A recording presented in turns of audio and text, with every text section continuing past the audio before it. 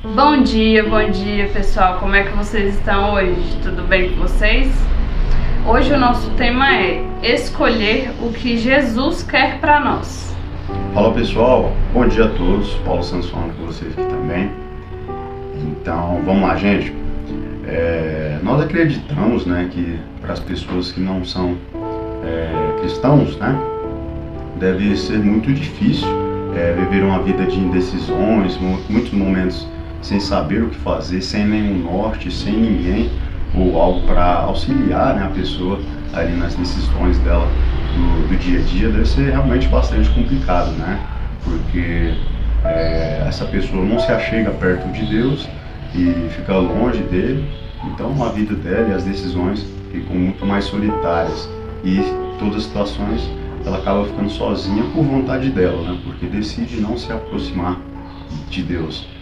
Então elas devem talvez viver uma vida de indecisão, ansioso o tempo todo, que a gente já teve outra palavra a respeito de ansiedade, que é horrível, você viver ansioso o tempo todo pelas coisas que podem acontecer, sofrendo por antecipação e outras coisas más. E tudo isso não combina com aqueles que creem, ou seja, nós que somos cristãos, nós não devemos sentir nada disso. Então a gente deve saber que Jesus está conosco e passar a se achegar mais, chegar perto de Deus, de Jesus, para saber o que Ele quer para nossas vidas, Então a gente vai saber qual é a escolha certa em cada momento, se achegando mais próximo de Jesus, de Deus. Ele nos dará essa luz, Sim, e para esse tema a gente dividiu em 2 pontos novamente, que são os pontos que vocês devem fortalecer para poder fazer as escolhas certas o mais próximo possível da vontade de Deus, caso você ainda não saiba como fazer isso, Então, como é que eu sei o que Jesus quer para mim? Então, primeiro passo, estando em paz. Ah, mas como assim? No mundo que a gente vive é difícil estar em paz, Mas isso só é possível quando a gente tem forte a presença de Deus na nossa vida. A verdadeira paz, ela só é possível quando a gente tem. Então, é buscar a presença de Deus em todos os momentos do nosso dia. Com as nossas palavras, com as nossas atitudes, com o nosso estilo de vida, O nosso modo de viver tem que ser buscando a presença de Deus. Isso não é só algo que você faz como parte do seu dia, mas sim um modo de vida, Então, não é só você falar que você tem a presença de Deus. As suas atitudes, elas têm que estar em conjunto com aquilo que você fala, Você não pode falar que está com a presença de Deus e fazer coisas que vão contra o que Deus quer para você, Então, isso tem que estar muito bem alinhado. E também você tem que falar e viver, a mesma coisa, para que isso seja uma verdade na sua vida, para que você não viva uma mentira. Então a presença de Deus, ela é fundamental para que a gente esteja em paz e no momento das nossas escolhas nós consigamos ver tudo aquilo, todas as opções com uma cabeça tranquila, uma visão ampla, e aí sim Deus pode nos ajudar e nos dar um direcionamento para que a gente possa escolher. Eu trago a passagem em João 14:27, que diz: deixo com vocês a paz, é a minha paz que eu lhes dou, não lhes dou a paz como o mundo dá. Não fiquem aflitos e nem tenham medo. Então a paz que Deus quer nos dar, é só por meio da presença dele. Não adianta a gente procurar no mundo que não será a paz que ele vai nos dar. Entendem? Então, mesmo assim, com tudo que tem no mundo, ele diz para que nós não fiquemos aflitos e nem com medo. Então, seja lá qual for a escolha que você tem para fazer, a decisão que você tem para tomar, coisas importantíssimas, não precisa ficar aflito e nem com medo. Deus está aqui com você para te direcionar a fazer as escolhas que Ele quer para a sua vida, Então esse foi o primeiro ponto. Sim, e o segundo ponto seria ter coragem e fé. Então a gente tem que estar diante dessas escolhas para poder decidir sobre elas no nosso dia a dia, sabendo que nós somos filhos de Deus e que nós estamos na presença dele. Então a gente tem que ter essa convicção. Em nenhum momento você vai estar sozinho e você tem que decidir ouvir a voz de Deus a todo momento, né? Então, se você está ali diante de um impasse ou de alguma situação e Deus te manda fazer aquilo, você não tem que questionar, meu Deus, mas aqui pode ser o caminho mais longo, pode ser o caminho mais difícil.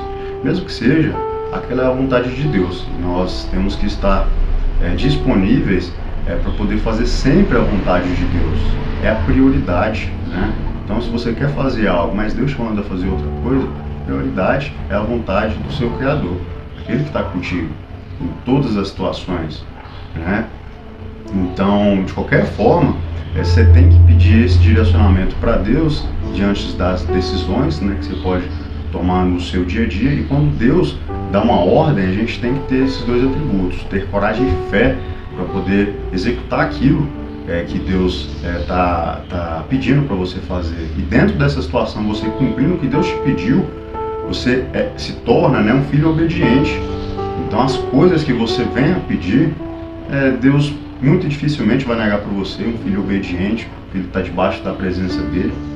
Então na Bíblia a gente pode ver a história de um profeta que teve muita fé, principalmente no campo espiritual. Ele tinha muita autoridade, vamos dizer assim, por conta do tamanho da sua fé, né, que foi a história do profeta Elias, né, que a gente pode ver ali no livro de 1 Reis, no capítulo 18.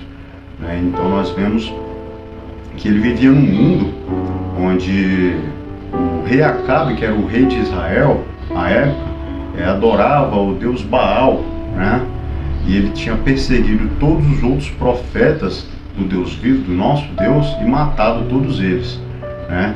E o único que havia restado era o profeta Elias. E o profeta Elias vivia fugindo dele, porque sabia que se o rei encontrasse ele seria morto, né?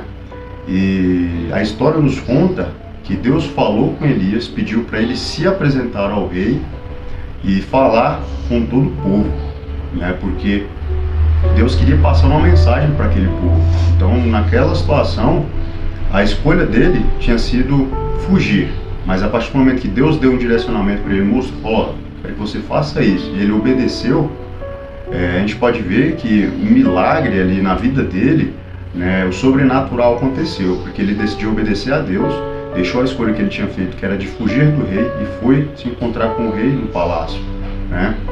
E a Bíblia diz que quando eles se encontraram, o rei Acabe logo quis subjugá-lo, né? Diz: eis o homem que cria todo o problema no reino de Israel e tudo mais. Mas como Elias sabia que aquela decisão, aquela escolha para a vida dele tinha sido feita por Deus, ele sabia que nada de ruim podia acontecer, porque ele sabia e confiava em quem tinha enviado ele, né? Então a história nos conta que ele pediu que todo o povo fosse ao Monte Carmelo para poder se encontrar. E conta a história também que Baal, que era o deus que eles serviam, tinham cerca de 450 profetas. E Elias era o único profeta do Deus vivo que tinha sobrado, todos os outros tinham sido mortos. Então ele propôs um desafio para esses 450 profetas. Assim que chegaram naquele monte, ele ordenou que se separassem 2 touros, né, 2 animais, fizessem 2 montes para sacrifícios, né, com pedras, madeira e o animal, e disse diante de todo o povo: vocês se afastaram dos mandamentos de Deus, e Deus manda um sinal a vocês agora. Então existem aqui 450 profetas desse Deus que não é Deus, pois eu sou o único. Mas vamos tirar a prova agora em público. E o único Deus que responder com fogo, esse sim é Deus. E é interessante, né, essa história, porque a autoridade com que Elias falava isso, porque ele sabia quem tinha enviado, sabia que Deus não ia envergonhar ele, né? E no prosseguimento da história, conta que foi feito um altar para o deus Baal, e aí iniciaram-se os trabalhos dos 450 profetas do deus Baal, e eles começaram a orar, a clamar pelo deus Baal para que mandasse fogo a fim de consumir ali aquela oferta, né, de sacrifício. E a Bíblia diz que eles ficaram cerca de 3 horas orando e clamando o deus Baal, só que não houve nada, né? A partir desse momento, a Bíblia diz aqui no verso 27, né, que Elias ele começou a zombar de Baal. E ele diz o seguinte, disse para os profetas, né, de Baal: orem mais alto, pois Baal é o Deus de vocês. Pode ser que ele esteja meditando ou que tenha ido ao banheiro. Talvez ele tenha viajado ou talvez esteja dormindo e vocês terão que acordá-lo. Ou seja, ele sabia que o único Deus que existia era um osso. Então ele falava tudo isso com muita autoridade, pois sabia, como eu disse, quem tinha enviado e quem tinha feito aquela escolha para ele ir se encontrar com o rei, com todo aquele povo, que aos olhos naturais seria loucura, né? Seria de morte, ele ia ser morto, né?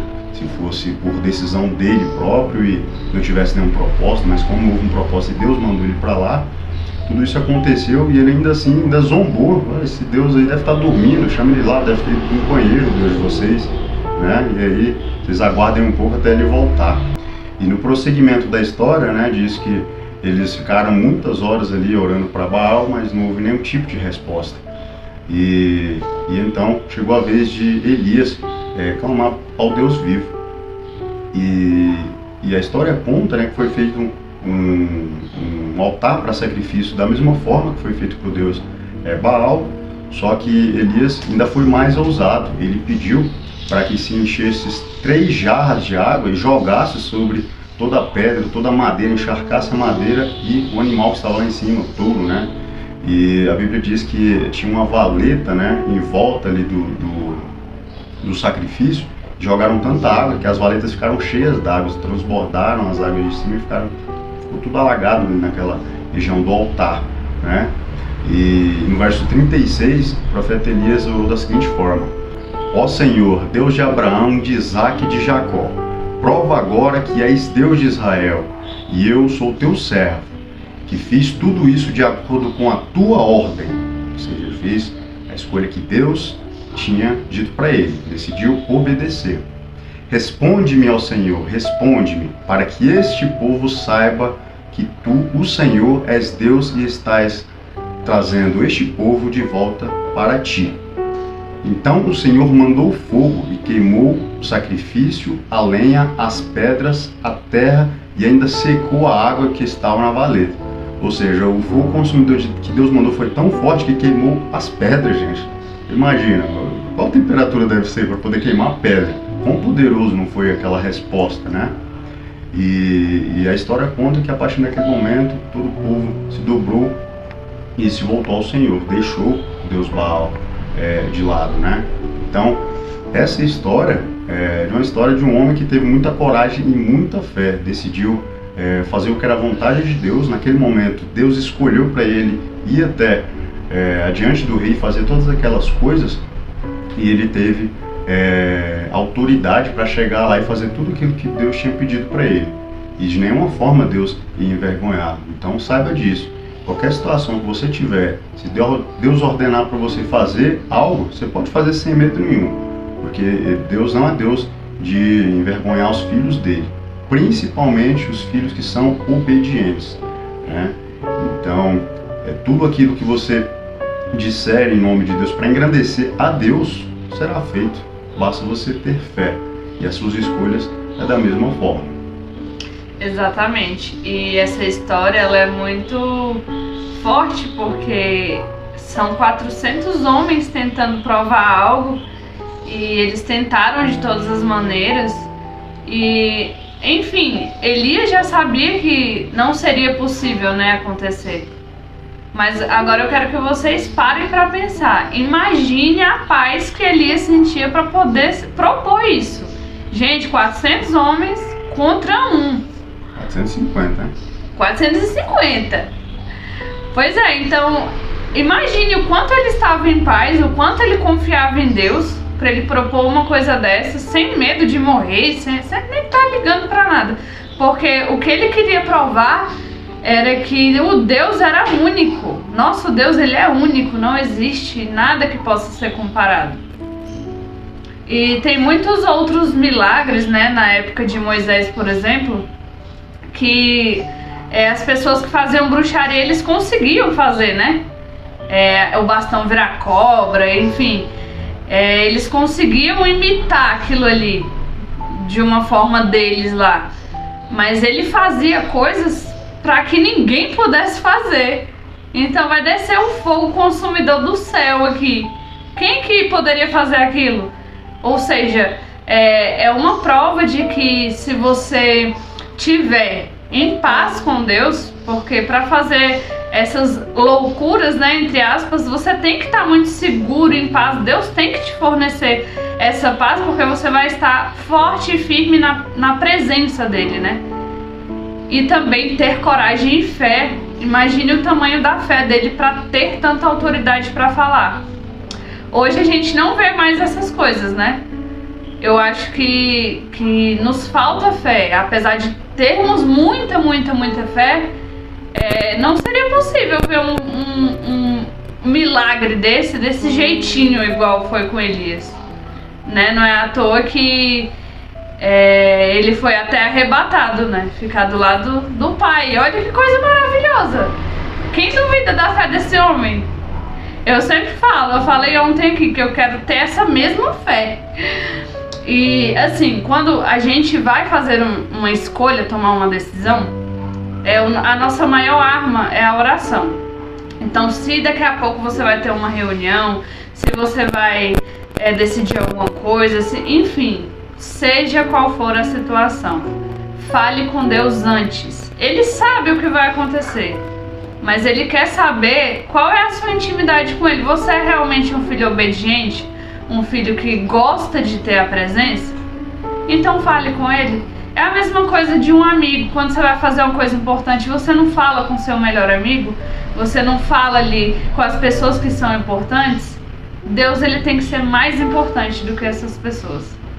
Então, quando você não souber qual a decisão que você vai tomar, ore, use essa arma poderosíssima que é para você se comunicar com Deus. Se puder também, leia a palavra antes de se decidir, porque ele vai te mostrar, ele vai falar com você, e quando você tomar a sua decisão, você não vai ter dúvida. Isso é muito importante.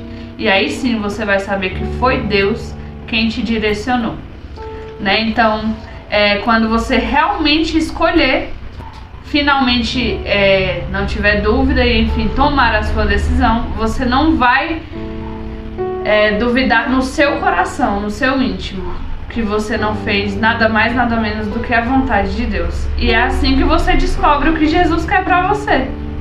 Parece fácil, né? Mas coloque em prática.